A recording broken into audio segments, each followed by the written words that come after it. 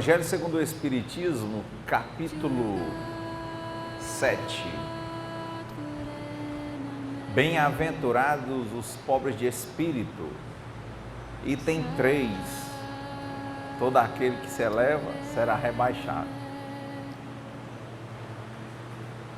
Mateus capítulo 18, versículos 1 a 5.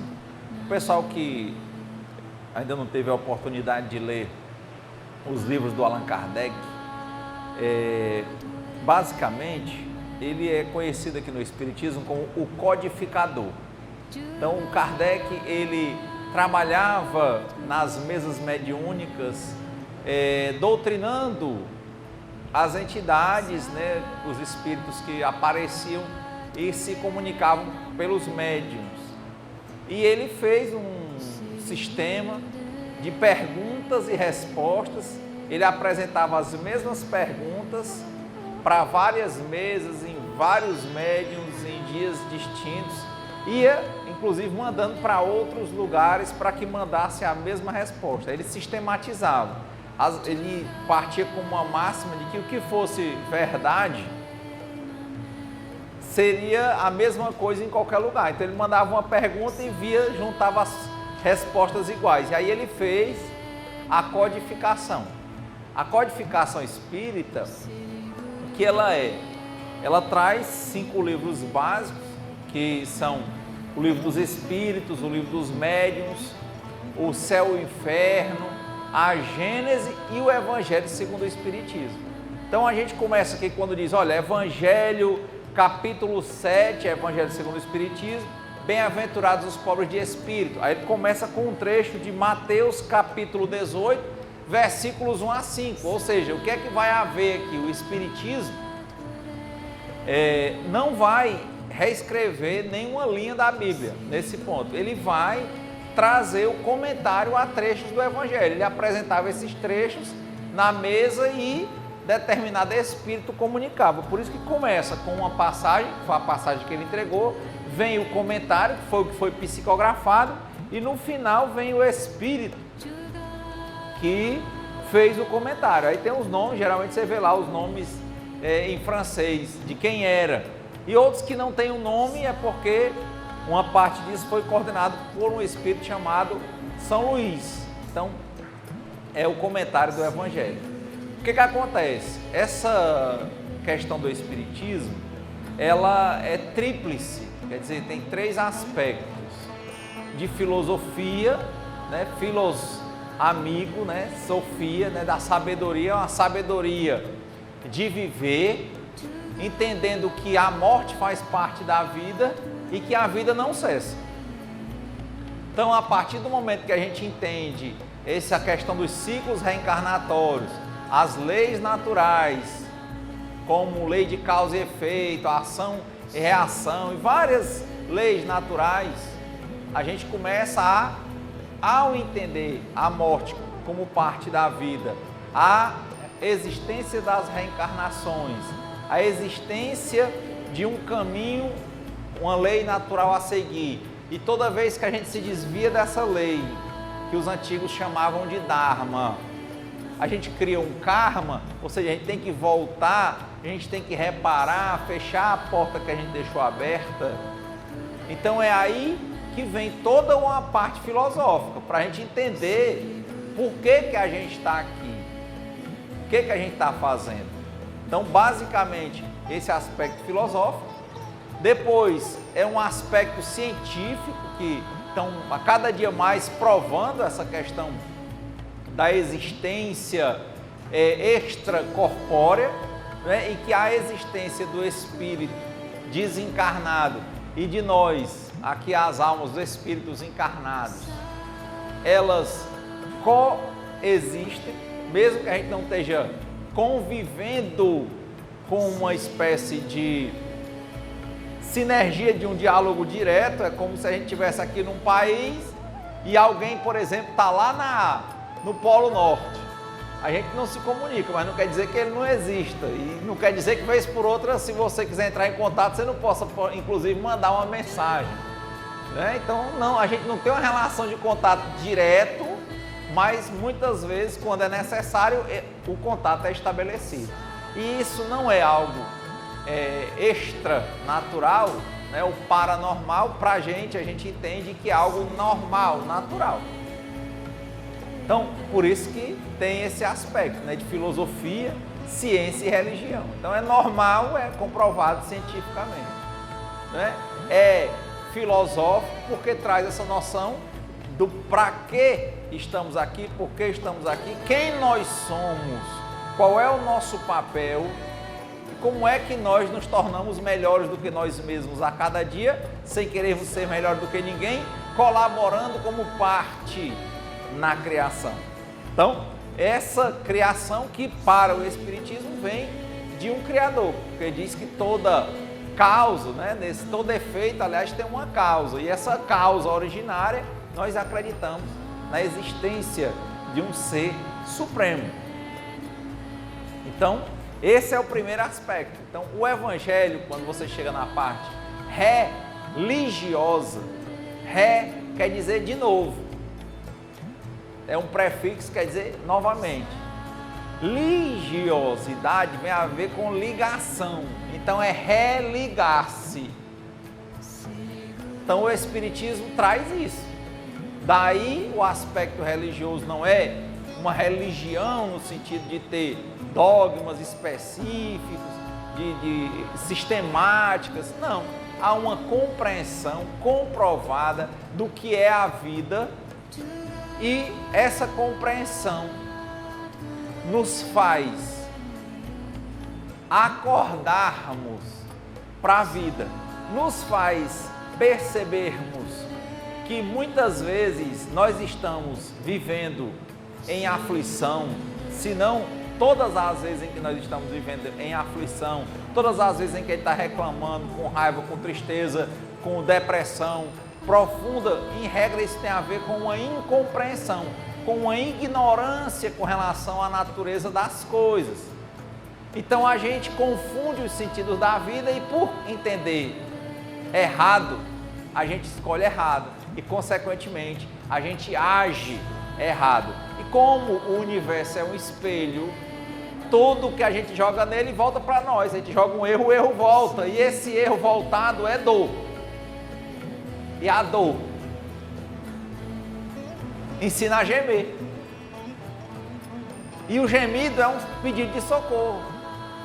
E o pedido de socorro tende a ser escutado, seja no plano material, seja no plano espiritual. A questão é que quando alguém chega para ajudar alguém que está se afogando, aquela pessoa tem que ter no mínimo a possibilidade de dar a mão para poder sair, ou seja, ela tem que fazer a parte dela. É por isso que o centro das nossas apresentações tem a ver com o eixo de livre arbítrio, de assumirmos a nossa parte, de retomarmos o nosso papel ativo na criação. Lógico que tem muitas coisas na criação que são algo que nós não podemos modificar. Por quê? Porque estão em desígnios maiores e nós estamos em vários planos pequenos das nossas encarnações sucessivas. Então tem muitas coisas que a gente vai ter que aceitar e aprender a amar certas dores, aprender com elas para que nós possamos nos tornar mais fortes. Leia-se, mais maduros. Leia-se, mais amorosos, mais alegres, sabendo viver com as nossas dubiedades, porque a matéria, ela tem essas dubiedades. Tem horas que a gente está com uma sensação de um vento prazeroso no rosto e tem hora que a gente tem que sentir um pouco de calor. Mas a gente tem que entender que tudo passa. Então, basicamente, o Evangelho que é feito aqui nesse centro, não com um tempo estabelecido, mas como uma forma de harmonização, enquanto as pessoas estão também aguardando para receberem o atendimento lá na fluidoterapia e aqui junto aos médiuns, em que há esse atendimento direto aos desencarnados, que é em paralelo com os encarnados, há essa provocação do Evangelho. Uma provocação que, como o Evangelho é para cada um, ela tem de chamar a atenção para nos olharmos ao aspecto filosófico, sabermos quem somos, qual o nosso lugar e o que devemos fazer para sermos melhores. E a parte aí do religioso, que é essa reconexão com essa visão filosófica, faz com que a gente tenha a capacidade de sair do mundo de fuga que a gente vive, que se foge pelos relacionamentos doentios, foge pela droga, foge pela dependência sexual, foge pelo álcool, foge pelas emoções descontroladas. Às vezes a gente vai ver a vida é uma fuga. E por vezes, porque a gente vive em fuga, com medo de se reconectar, é que tem um aspecto religioso. E que ele é pautado nessa sabedoria que vem dos espíritos. Por isso que o Kardec, como a gente começou a dizer, ele faz uma codificação, trazer as explicações dos espíritos sobre o que é a vida. E a gente compartilha isso e tenta colocar a vida em prática, tenta retornar à vida. E logicamente que a gente vai perceber que grande parte do nosso momento de vida tem a ver com desânimo, porque há muita incompreensão e há muita falta de atitude nossa. Então o Evangelho, por exemplo, hoje ele traz: todo aquele que se eleva será rebaixado. Aí ele traz um trecho de Mateus exatamente dizendo que nesse mesmo tempo os discípulos se aproximavam de Jesus e lhes disseram: quem é o maior no reino dos céus? Jesus, tendo chamado uma criança, colocou-a no meio deles e lhes disse: eu vos digo em verdade que se vós não vos converterdes e se não vos tornardes como crianças, não entrareis no reino dos céus. Todo aquele, pois, que se humilhar e se tornar pequeno como esta criança, será maior no reino dos céus. E todo aquele que recebe em meu nome uma criança, tal como acabo de dizer, é a mim que recebe. Então a gente já começa a ver que o Evangelho vai trazer para uma explicação do que o Cristo está dizendo. E logicamente, se a gente falou e entender um pouco do que seria a parte filosófica e religiosa do Espiritismo, tem a ver com a conduta moral. Na conduta moral, a gente vê como é bom ser criança. Porque uma criança tende a ser alegre ou triste? Alegre. Ela tende a ter, por exemplo, uma capacidade grande de enfrentar os desafios da vida sem rancor. Ela apanha para a gente que pratica esse tipo de ação e já já ela está de bem. E por que a gente não faz isso? Porque a gente começa a guardar e começa a encher o nosso vaso, o vaso de vida que nós somos. E no vaso cheio não cabe mais nada. A criança, ela releva. Ela não guarda o que não serve para ela. Ela procura aprender para da próxima vez não apanhar de novo. Mas não precisa ficar pensando nisso todo o tempo. Ela tem coisas a fazer. Ela brinca para aprender. Veja que os animais, se você vê documentários sobre animais ou lê livros sobre animais, aquela coisa do pega-pega, esconde-esconde dos bichos, é um treino de caçadas e defesa de caçada. Então a brincadeira é um aprendizado, é um lado lúdico. Então a criança é um vaso aberto para aprender tudo. Você vai querer aprender uma língua estrangeira, é mais fácil para uma criança ou para um adulto? Para a criança, porque ela não tem preconceitos. Que é um conceito formado e guardado uma pedra dentro dela. Não, ela está aberta. Se disser bom dia, aí ela diz bom dia, a pessoa responde bom dia. Se bonjour, ela, opa, bonjour. Good morning, o pedaço ela está dizendo as três coisas. Aí a gente, eu falo português, que eu amo português, eu amo o Brasil, aí começa a se encher de coisa e tem uma resistência.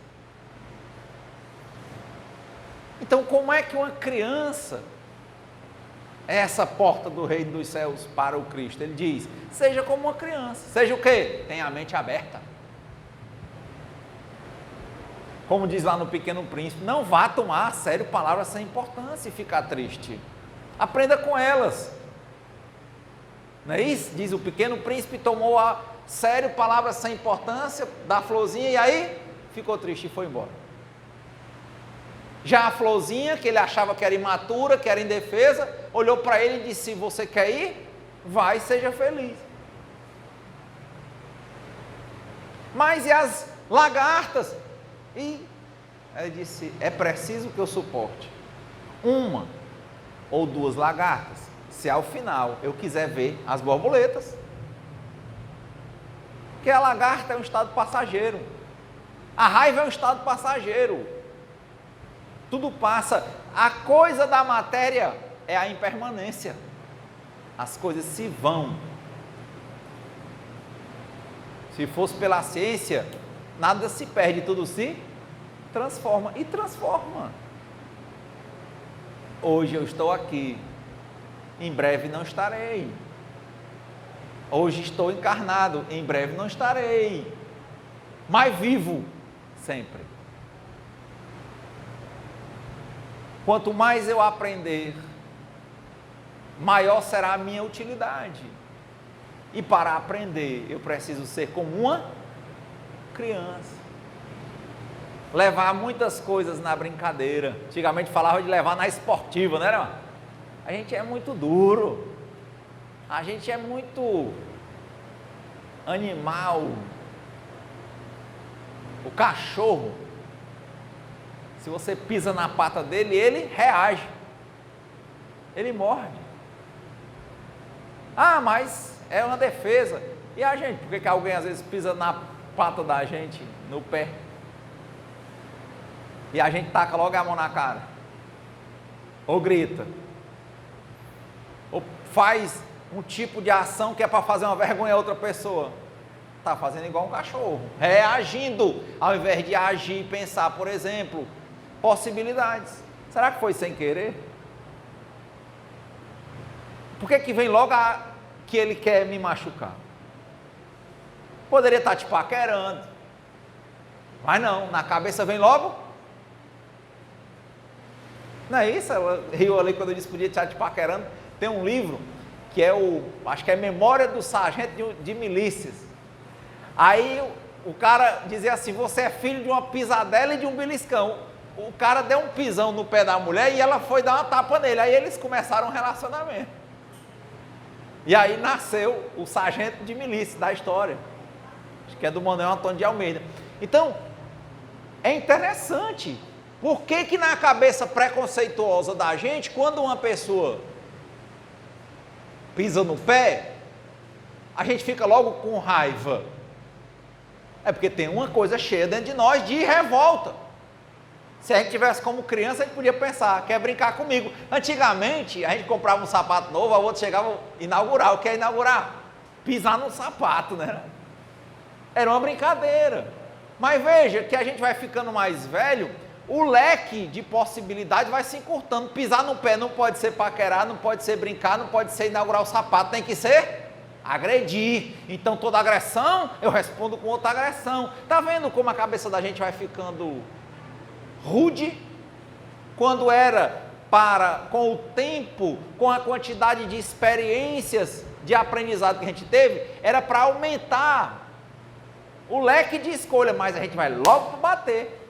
Quando alguém demora na nossa frente, a gente não pensa, por exemplo, no carro que está passando ali, por exemplo, Um animal pode ser uma barata que o cara da frente não quer matar. A gente buzina logo e esculhamba e grita, porque na cabeça ele quer de alguma forma nos prejudicar, porque a gente está atrasado e ppp. Ou não é assim? Era para ser o contrário. Era para a gente parar e pensar, será que ele não está sofrendo alguma coisa? Será que ele não está doente? Será que realmente não está passando uma barata e ele não quer passar por cima? Ou um cachorro, ou uma criança. Mas não. O que a gente costuma fazer? Ficar com raiva. Dar raiva por uma incompreensão ou uma ignorância, uma compreensão errada na natureza das coisas. A gente vai e grita, primeiro fica com raiva, depois grita, depois esculhamba, depois quer ir brigar.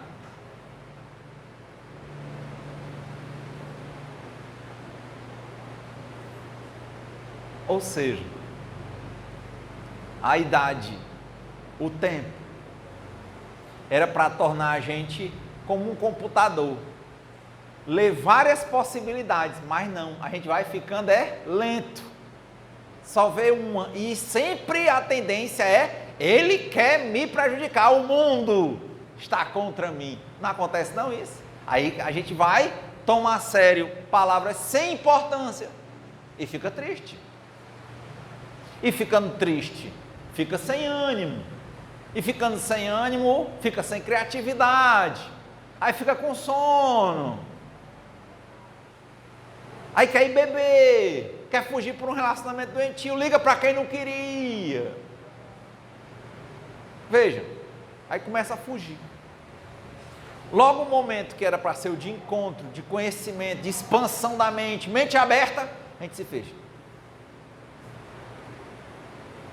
Como dizia o Buda, quando o Buda apontar para a lua, para a estrela, olha para a lua, não olha para o dedo do Buda. Às vezes uma pessoa diz, ei, você é espírita, mas teve aquele caso daquele médium. Olha para a estrela. Não olha para o dedo do Buda. E a pergunta não é eu, nem ele, a pergunta é você. Como você se enxerga? Quem é você? Qual é o seu papel no seu relacionamento, na sua família? Aqui sentado, na natureza, qual é o seu papel? Está cumprindo? Isso é uma pergunta que eu não devo fazer a você, mas que eu devo ser um espelho para você se olhar e se perguntar. Olhar para o espelho e não perguntar para mim se você está bonito ou bonita, mas olhar para você e dizer, eu sou linda. Em cada tempo, eu tenho uma beleza diferente, mas sempre linda. E para Deus, eu sou sempre uma criança. Ou seja, eu estou sempre em aprendizado. E o mundo é sempre uma escola. E na escola, a gente erra e acerta, até passar de fase. Aí entra numa fase mais difícil, erra e acerta. Aí entra noutra fase mais difícil, erra e acerta. Veja que o comentário não vai fugir, que é um eixo. Aí vem outro trecho, já de Mateus também, já no capítulo 20. Depois vem outro trecho do capítulo 16. Esse aqui já em Lucas. Aí vem um comentário. O primeiro vai comentar o primeiro, a gente leu o primeiro de Mateus. Esse que Jesus disse o quê?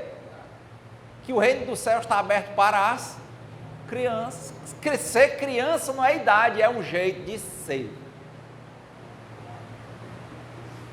Por isso que a gente outro dia estava até falando aqui, que tanta gente está preocupada em ter uma beleza física, e quando a gente começa a prestar atenção, a beleza mais importante que tem, por exemplo, é uma pessoa ter uma alegria de dentro para fora. Esse tipo de gente é um imã para coisa boa. É a lei da sintonia. Tem aquela energia, aquela alegria, aquele olhar vibrante, brilhante, sabe? Aquela posição de vida alegre. E a gente, ao invés de olhar e dizer, poxa, se ele é um ser humano encarnado igual a mim, pode, por que eu não posso? Não, a gente só olha porque não pode. A trave do olho a gente não quer tirar. Olha o comentário que ele vem e coloca, bem no item 6. Essas máximas são consequência do princípio de humildade que Jesus não cessa de colocar como condição essencial da felicidade prometida aos eleitos do Senhor. Quem são os eleitos do Senhor? Nós, todos nós. Só que nem todo mundo quer ocupar o lugar. Por isso que eu digo, o problema forte que há com relação à fuga de nós mesmos. A gente não quer fechar os olhos para meditar porque a gente não quer se ver. Porque se a gente se vê, a gente vai ver que tem um monte de coisa para ajeitar. E talvez a gente esteja deslocado do nosso lugar, a gente tem que voltar, mas a gente não quer dar trabalho. Porque para voltar para o lugar, às vezes tem que olhar para a mãe, que sempre falou brigando e quer dar um abraço nela e dizer, mãe, eu te amo. E você tem raiva da sua mãe. Se você está com raiva dela por alguma coisa, e aí vai esse negócio dizer para ti, olha para ela e dá um beijo na tua mãe. Mas eu nunca fui criado beijando minha mãe. Mas vai dizer para você, o seu lugar é com a sua mãe, você vai beijar ela. Aí você não quer.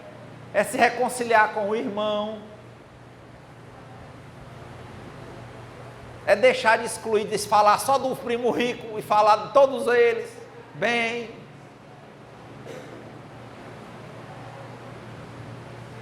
Que é o que, por exemplo, no direito sistêmico, né, o Bert Hellinger, ele fala isso.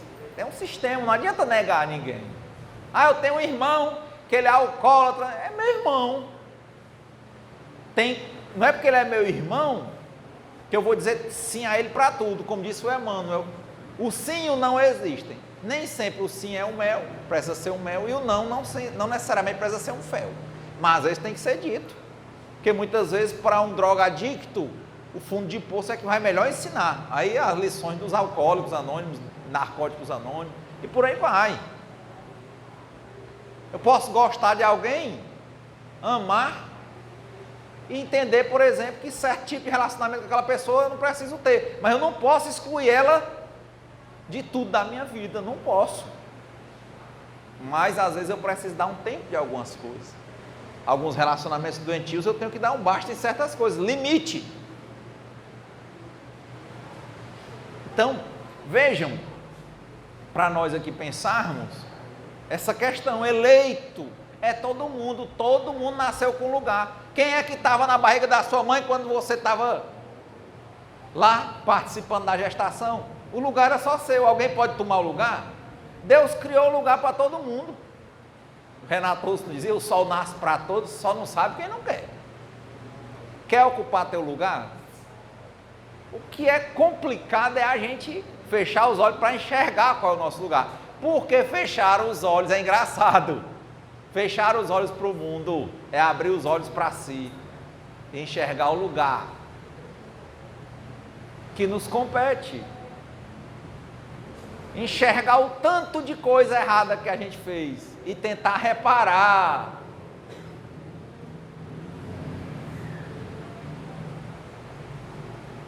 Se a atividade que a gente faz, se a gente entende que está errada, mudar. É o famoso vai, não peques mais. Tem que começar. Então ele diz isso, né? Os eleitos, né? Ele toma uma criança como modelo da simplicidade de coração e diz: será o maior no reino dos céus quem se humilhar e se fizer pequeno como uma criança. Quer dizer, quem não tiver nenhuma pretensão de superioridade ou de infalibilidade. Ou seja, eu errei. Eu estou com raiva da minha mãe, do meu irmão. Eu estou com raiva da minha família. Mas a minha família errou comigo. Mas ele falou aqui de ser humilde, de não ser superior. E é o que ele diz quando diz se humilhar. É dizer, pois tudo bem, mesmo que você tenha razão, mesmo que você seja digno deles te pedirem perdão, mesmo que eles estejam assim errados, como você não pode fazer por eles, você tem que fazer a sua parte. Faça a sua parte. O que é a sua parte? Aí quem se sente superior diz, não, mas tem que começar por eles. Eu não posso mandar na vida de ninguém. Quem já terminou algum relacionamento aqui amoroso? Ninguém? A gente consegue fazer a outra pessoa ficar com a gente? Não adianta. É a mesma coisa, eu não vou conseguir que a minha mãe, que errou comigo, venha me pedir perdão. Não. Escolher a ordem. Eu não posso escolher pela minha mãe. É o que a Joana de Ângeles diz. Por mais que eu ame alguém, eu não posso tomar remédio pela pessoa. Se ela vier, vai fazer bem para ela. Agora, o que é que eu faço para fazer bem para mim? Aí ele está dizendo, então qual é a tua parte? Rapaz, a minha parte, por exemplo, é deixar de chegar na mesa e começar a passar as coisas na cara de todo mundo lá. É deixar de sentar na mesa, de beber para dizer as minhas verdades, não tem isso, né? Querer machucar com palavras. Eu vou fazer a minha parte. Qual é a minha parte? Agir. Não esperar pelo outro, fazer a minha parte. Não ser o elo de discórdia, eu vou ficar aberto, de coração aberto, ou aberto. Já é uma coisa, eu vou trabalhar o perdão dentro de mim. Se eu uso qualquer coisa que me tira do normal para dizer verdades, que eu não posso dizer normal, então é melhor evitar, é fazer minha parte. A vida precisa de atenção e um controle profundo nosso da nossa própria vida. Como é que eu vou para usar uma coisa que vai me deixar fora de controle? Eu não posso. Quantas pessoas dizem assim, vou beber para esquecer? Posso. Nem eu quero viver no passado, eu quero entender e viver o meu presente. Não quero fugir do meu controle. Espiritismo traz a gente para isso. Para a gente assumir as rédeas da nossa vida. 24 horas por dia. Sermos melhores do que nós mesmos. Entendendo, como diz a professora Luciana Galvão, sem pressa e sem pausa. Não precisa ter pressa. Faça uma coisa por vez, vá fazendo conforme a sua possibilidade emocional. Mas não deixe de fazer. Hoje só conseguiu pensar em perdoar. É uma coisa. Amanhã já conseguiu orar pela pessoa. Depois da manhã, isso pode ser anos. Conseguiu não botar boneco, não passar na cara. Opa, uma hora. Tudo acontece, porque o tempo da gente é diferente do tempo de Deus. Temos que fazer a nossa parte. Não podemos esperar que o outro faça a parte dele para a gente fazer a nossa, não. Sempre tem o que fazer. Como dizia o Enfield, ninguém é tão grande que não possa aprender e nem tão pequeno que não possa ensinar. Com certeza tem alguma coisa, por pequena que seja, nem que seja trabalhar o perdão dentro de nós, ou orar pela pessoa, que a gente pode fazer. E a gente tem que começar. É isso que ele diz. E se a ideia é que o outro é que precisaria vir primeiro, então se humilhe para você mesmo, no sentido de, tá bom, mas faça a sua parte. Comece. É que ele fala, ó, simplicidade para evitar superioridade e infalibilidade. Uma das coisas melhores, né, tinha uma banda chamada Pato Fu, e ela cantava, dizia assim que as brigas que ela ganhou, nem um troféu como lembrança para casa ela levou, mas nas brigas que ela perdeu, essas sim, ela nunca esqueceu. É mesmo, a gente luta para ganhar, aí depois que ganha, vira um troféu que fica lá pegando poeira, né, não? Mas uma coisa que a gente perde, é muito marcante, Porque é para ser uma lição. É isso que ele está dizendo aqui. É importante porque perder a gente lembrar que o outro fez algo, não necessariamente porque ele queria nos prejudicar, por mais que ele tivesse deliberado em nos prejudicar. Havia na cabeça dele também uma ignorância. Ele não estava entendendo também qual era o papel dele.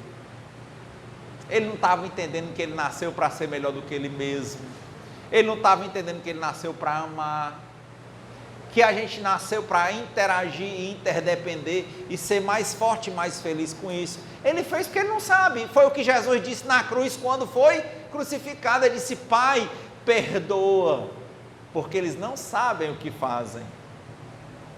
E quando a gente começa a entender sobre reencarnações, muitas vezes aquela pessoa que fez o que a gente entendeu que era mal para a gente hoje, nada mais é do que uma situação kármica, que a gente no passado fez algo. Ah, Renato, então vai ficar nisso? Olho por olho, dente por dente? Não, porque ele está tendo a oportunidade de não fazer, mas ele recaiu e fez. E você agora vai ter a oportunidade de quebrar essa corrente, dele fazer com você e você dizer o quê? Eu te perdoo. Acabou. Acabou. Tinha uma história de uns espíritos, esses livros muito bons aí que o Chico Xavier psicografou, nos 420 livros do Chico, mais ou menos. Aí diz que uma família, um cara foi lá, trocar as estacas da cerca, né? Muito comum isso. Aí ele invadia um metro no terreno do outro. O outro, quando vinha corrigir, via que tinha invadido, via para cima. Aí um matou o outro. Aí começou a briga da família, um mata o outro, não é isso? Na outra encarnação, de novo. Aí é o outro que vem avançar o terreno, aí o outro vai lá, mata, aí começa. Eu sei que cá com 100 encarnações, imagina aí, 1000 anos. Aí chega um, tem uma coisa lá de dentro, sabe? O caba vai, ei senhor, eu sei, o caba não vem olhar não, aqui eles moram longe, eu vou só empurrar um pouquinho aqui a cerca mais para frente. Aí o cara lá de dentro diz assim: rapaz, eu não quero nada de ninguém não. Se fosse, eu tenho condição de dar a ele um pouquinho de cerca. Eu não preciso não, deixa aí mesmo, bote no cantinho certo. Ele nem sabe que para ele aprender isso, ele passou 1000 anos entre levanta a cerca, derruba a cerca. Um mata, outro volta, tu mata, outro volta, outro mata, outro volta. Quem assistiu um filme com o Tom Cruise, acho que é No Limite do Amanhã, acho que é assim. Ele vai, é fantástico, muito bom, é isso, ele vai... Aí ele vai, é como se fosse um jogo, aí ele cai numa fase, aí quando ele volta, as outras fases ele anda bem ligeirinho. Por quê? Porque ele já sabe. Então, é isso. Quando alguém me machuca, não há caso. Eu tenho culpa, mesmo que eu não entenda, eu tenho, seja dessa vida ou seja em outra. Quando uma bala perdida aparecer e pegar na minha cabeça, ela não era perdida, ela era minha. Por quê? Não sei hoje. Ela era minha. Aí quando chega no plano espiritual, você voltar, você vai entender. Tem aí muito bom, quem não gosta de ler ou não tem tempo, tem o Memórias de um Suicida em radionovela. São 40 horas. Você bota lá no YouTube, são 2 vídeos de 20 horas. Você baixa aí no celular, vai ouvindo no carro. Você vai entender quantos anos eles passam para entender e como é que eles voltam. Até o porquê. Eles voltam com o corpo com uma fragilidade. Por exemplo, o cara deu um tiro no coração, ele volta com dificuldades cardíacas. Por que é uma punição? Não. É uma lição. Para ele aprender o valor da vida. Ah, você vai lá e machuca seu coração. Aí você passa um bocado de vida com o coração machucado. Para quê? Para você olhar e ver todo mundo com o coração bom e dizer assim: ah, rapaz, se eu tivesse meu coração bom, da outra vez você não vai machucar mais seu coração. Não vai? Porque na hora que você botar a bala aqui para opa, não. É ruim ficar com o coração ruim. Tá vendo? Não é punição, é lição. Rapaz, a pessoa foi lá e passou por um assédio, por um incesto. Pode voltar atrás que ela fez também. Ou pior, não tem santo. É isso que eu estou falando quando o Evangelho diz o quê? Nós não somos infalíveis. Porque não existe acaso. Eu estou com um trabalho que eu tenho tanta dificuldade, não sei o que, não sei o que, não sei o que. Não fuja dele. Se abrace com ele. Aprenda com ele. E na hora certa, você vai ser promovido. Às vezes a promoção é ser despedido. Porque ao ser despedido, você pode virar um empresário, por exemplo, e dar certo. Aí você só vai dizer que era bom quando dá certo. Você vê, por exemplo, a história daquele Lírio Parisotto, que era o dono da Videolá, era tudo com videocassete, mudou, ele se transformou e se tornou muito melhor, porque ninguém mais comprava fita de videocassete. Você pegar aquele cara lá do Maranhão, do grupo Mateus, é aquele cara quase analfabeto, foi até garimpeiro na Serra Pelada. Ele podia ter achado uma pepita de 50 quilos, como tem um cara aqui em Fortaleza, que tem um retrato com uma pepita de 56 quilos, que não tem nem onde morar. E ele não achou nenhuma pepita, gastou o tempo dele, a juventude, correndo para caçar a pepita lá em Serra Pelada. Quem assistiu o Correção por Serra Pelada sabe como era aquilo. Os homens tudo da cor de barro, um macharal imenso de gente, virou uma cidade. Que é Curionópolis, né? Porque o Curió que tomava de conta lá, que era um capitão do exército. Virou o primeiro prefeito. Aí o Mateus não deu certo, não achou ouro o Mateus. Saiu lá do Maranhão, pobre, lascado, pelejando, vendo se ia enricar em Serra Pelada, achar ouro. Não deu certo. Saiu de Serra Pelada sem nada. Olha aí. E hoje é o dono do grupo Mateus. Dos maiores atacadistas do Maranhão. Por isso que eu digo, quando você está pronto, é o que diz no livro Nosso Lar, quando o trabalhador está pronto, o trabalho aparece. Às vezes, num trabalho de dificuldade que você não foge, você faz a sua parte até o fim, você é promovido. E às vezes a promoção é botar para fora. A gente não entende, mas quando a gente vai fora e por algum motivo a gente não desanima e continua e monta uma coisa que dá certo, aí lá na frente assim, graças a Deus que eu não fiquei ali. E graças a Deus que me despediram, porque meu medo de passar fome era tão grande que eu não tinha coragem de pedir para sair. Ou não acontece isso com a gente? Um relacionamento, você passa por aquela pessoa que você morria pela pessoa, aí não deu certo, não quis, aí passa um tempo, aí você encontra outra pessoa que você nem gostava tanto, depois está lá um relacionamento maravilhoso, um dia você encontra com outro. Toda a vida dele era toda a cabeça distorcida e ele distorceu a vida dele. Aí você olha assim, graças a Deus que não deu certo, mas na época queria se matar. Sabe, a coisa do aceitar, ela é fantástica. Para concluir, eu me lembro, eu sempre gosto daquela história do Buda, Márcio. Que o Buda, né, que era ótimo de luta, de manejo de arma, ele foi um príncipe criado para isso, de uma casta de guerreiros. E ele abandonou tudo. E ficou conhecido como o homem da serenidade, que não tinha inimigos, e o Tathagata, né, o que ensinava. Aí um dia ele foi para um canto, eles caminhavam, parou para meditar e vários monges ficaram em volta dele. Todo mundo sabia que o Buda tinha ido lá, era um movimento. Aí tinha um cara na região que era matador. Todo cabo tem aquele menino que é forte, né? Gosta de testar os outros, né? Testar na porrada. Ele disse, eu vou ver se esse cabo é sério mesmo ou se levar a lente. Aí o Buda sentou lá e fechou os olhos, começou a meditar, e um monte de monge fecharam os olhos, começaram a meditar, e o cabra, que era temido, matador lá na região, tudo. O cabra entrou. Quando entrou no recinto, aquele silêncio, né? O Buda lá. meditando. Aí ele chegou, tacou o cuspo na cara do Buda. O Buda só fez, mexeu nem a mão para limpar a cara. Ele só fez serenamente abrir os olhos. Aí disse: o que vem depois? Aí o homem, Aí os monges quiseram levantar, o Buda só fez assim com a mão. Aí o cara, ele disse: o que vem depois? Sem um olhar de crítica, sem um ar de soberba, nada. Isso que vem depois.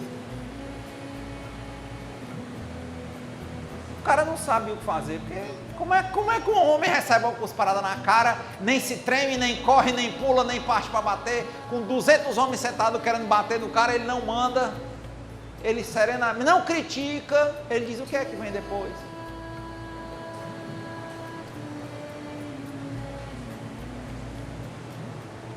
Que dizem nas histórias do Buda que em uma encarnação teve um rei que ele dizia que ele não criticasse ninguém, o Buda falava. E teve uma encarnação dele que disse que um rei, para testar o que ele estava dizendo, mandou cortar ele em pedaços, matar ele arrancando os pedaços ele vivo. E disse que a cada pedaço que tirava ele dizia: vida longa ao rei. Ele não levou karma nenhum. Ele disse: o que é? Isso aqui, isso que é matéria, o que é? Jesus não fala também? Se alguém quer te levar a tua túnica, entrega também as calças, leva. Pronto. E aí, o que é mais? O que é que vem depois? É impactante. Tanto que no outro dia, dizem que esse cara foi embora desalentado. No outro dia ele foi lá e se jogou aos pés do Buda e disse: mestre, me ensina esse poder que você tem. Porque ele viu que ele nunca... Ele era um matador, temido, ele nunca ia ter uma reação daquela. Ao mesmo tempo que ele fazia temor, ele vivia com medo. Ele disse: me mostra esse teu poder, me ensina. Ele disse: senta aí. Buda só fez dizer: senta aí. Ele disse: mas o senhor vai me perdoar? Ele disse: pelo quê? Ontem eu cuspi na sua cara. O senhor disse: não lembro. Sério, o Buda disse: não lembro.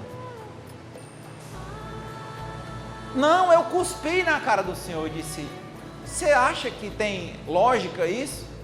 Alguém que veio aqui, como o senhor está dizendo, cuspir na minha cara, querer brigar comigo, é o mesmo homem que está aqui aos meus pés pedindo para ser um discípulo? Aí o cara disse: não sou mesmo o mesmo homem. Então pronto, eu não tenho pelo que te perdoar. Aquele homem morreu. Senta aí. Ah, não tem mistério? Não tem, cara. Senta aí e faz a tua parte. O que é que Jesus dizia? Se quiseres me seguir, nega a ti mesmo, pega a tua cruz e me segue. Não, quero não. Não siga. Seu Lunga, né? Dormindo, a mulher deu uma cotovelada nele. Lunga está me dando uma coisa. O que ele disse? Receba. Aí foi dormir de novo. Ela deu outra cotovelada, mas é uma coisa ruim, Lunga. Ele disse: pois devolva. Pronto. Quer me seguir? Vem. Não, você disse. Quer? Vamos, senta aí. Não, senta aí, disse pra lá. Já pensou se a gente fizesse isso na nossa família hoje? Como um dia de domingo ia ser legal a gente estar com a família, né?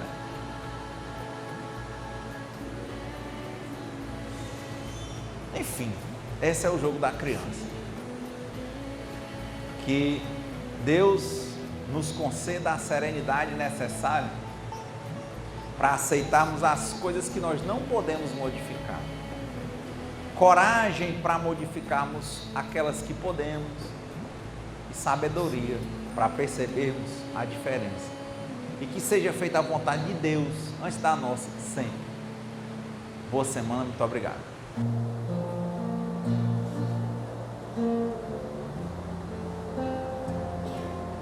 Quanta luz neste ambiente, descendo sobre sobre nós, vibrando em nossa mente. Quanta luz, quando assim em prece, como a alma cresce aos olhos de Jesus. Quanta luz, quando em oração a voz do Mestre fala aos nossos corações. Quanta luz descendo sobre nós. Quanta luz, quanta luz, quanta luz nesse ambiente descendo sobre nós, vibrando em nossa mente. Quanta luz, quando assim em prece, como a alma cresce aos olhos de Jesus. Quanta luz, quando em oração a voz do Mestre fala aos nossos corações. Quanta luz descendo sobre nós. Quanta luz, quanta luz, quanta luz descendo sobre nós. Quanta luz, quanta luz, quanta luz, quanta luz.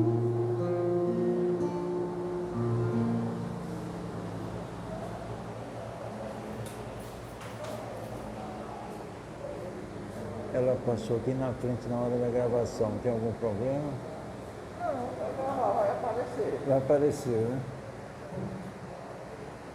Vamos responder, mas a nossa prece.